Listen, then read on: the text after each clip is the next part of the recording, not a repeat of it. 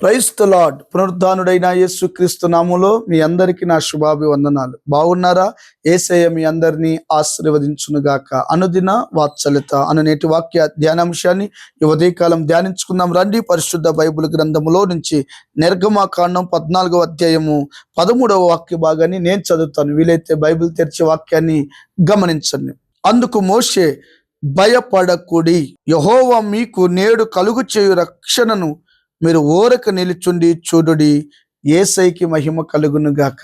దైవజనమా, దేవుని పిల్లలారా, పరిశుద్ధ దైవ జనాంగమా, మీతోనూ మీ కుటుంబంతోనూ ప్రభు మాట్లాడుతున్నాడు.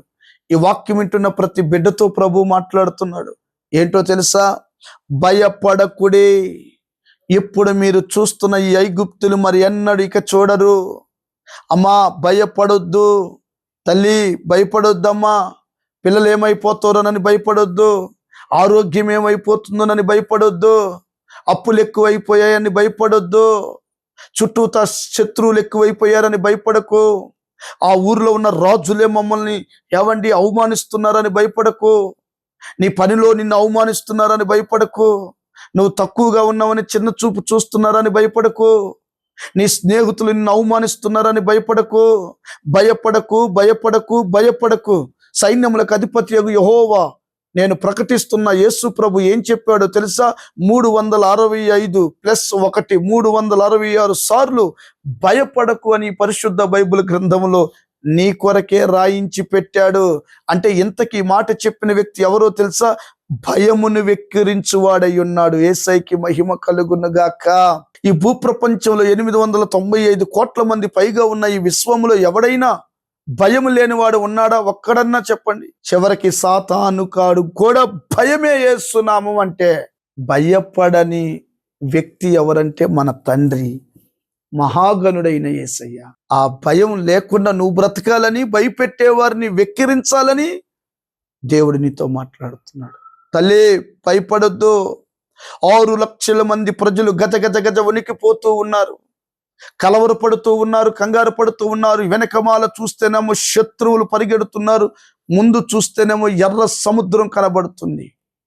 దేవుని పిల్లలారా, ఈ రోజున నీకు ముందేముంది, వెనకేముంది? ఒకవేళ ఈ వెనకమాల ఏ శత్రువు వస్తున్నాడు, ముందు ఏ సమస్య నిన్ను పట్టి పిడుస్తుందో నాకు తెలియదుగా. ఈ వాక్యం వింటున్నా నీతో నా ప్రభు మాట్లాడుతున్నాడు. భయపడకో. 600 రథాలకు పైగా ఉదండ కోపముతో, ఉద్రేకముతో, విర్రవీగుతూ అతి వేగముగా వస్తున్న ప్రజలను చూసి ఇజ్రాయేల్ ప్రజలు బిక్కు బిక్కున కలవరపడిపోతున్నారు. ఎందుకమ్మా నీకంత కలవరం? ఎందుకయ్యా నీకంత కలవరం? నువ్వు దేవుని సొత్తయ్యున్నావు, దేవుని ప్రజలై ఉన్నారండి. మీ పక్షమున దేవుడు యుద్ధము చేయబోతున్నాడు. మోషే అంటున్నాడు, భయపడకండి, భయపడకండి ప్రజలారా. ఆ మాట విన్నా కూడా ఎక్కడో కాస్త భయం గుండెలో ఉంది. గొప్ప రక్షణ కలగ చేయబోతున్నాడు. ఇప్పుడు చూస్తున్న ఈ శత్రువులు మీరు చూడరు. నేనంట, నీ శత్రువులు నీ ఎదుట సాష్టాంగ నమస్కారం చేయుదురుగాక. నీ శత్రువులు మీ పక్షపు వారుగా మార్చబడుదురుగాక. అలా చేయలేదా దేవుడు? చేయగలడానికి సమర్థుడు. కర్రతో ఎర్ర సముద్రం వైపు చూడగానే 2 పాయలుగా గోడలు నిలబడి అద్దరికి ప్రజలు క్షేమంగా చేరారు. మేము కూడా వెళ్ళగలమని వచ్చిన వారు ఆ ఎర్ర సముద్రంలో మునిగి కొట్టుకొని చనిపోయారు. భయపడొద్దు, రక్షణ ఇచ్చే దేవుడు. భయపడొద్దు, సమాధానం ఇచ్చే దేవుడు. భయపడొద్దు, కానాను తీసుకెళ్ళగలిగిన దేవుడు. భయపడొద్దు, నీ కుటుంబంలో ప్రేమను పంచగలిగిన దేవుడు. వాక్యం వింటున్న తర్వాత నీ జీవితంలో ఒక స్థిర మనస్సు కలిగి భయములన్నిటిలో దేవుని సన్నిధిలో ప్రార్థన. మోషే దగ్గర కర్ర ఉంది, నీ దగ్గర ఏముంది? నీ దగ్గర ఏముంది? ఆయుధం. కనీసం ప్రార్థన ఉందా? కనీసం ఒక విశ్వాసం ఉందా? కనీసం మాట వినే అనుభవం ఉందా? కనీసం దేవుని సన్నిధిలో నిలిచి ఉండే అనుభవం ఉందా?